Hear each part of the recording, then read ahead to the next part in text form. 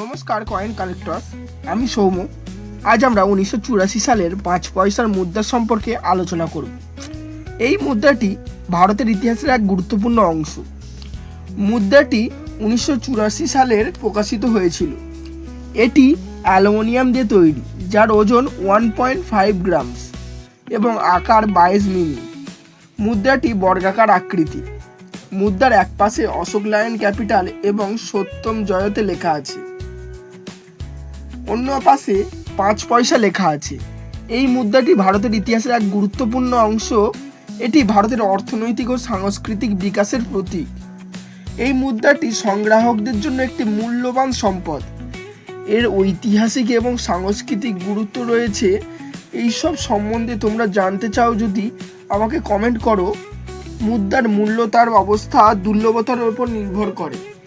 এর দাম হতে পারে, যদি ভিএফ বা ভেরি ফাইন গ্রেডের হয় 2500, এক্সেপ্ট গ্রেড মানে হচ্ছে এক্সট্রিমেটলি ফাইন মানে খুব ভালো না হলেও মোটামুটি হলে 3500, ইউএনসি বা খুব ভালো হলে সেটা 8000 দাম হতে পারে।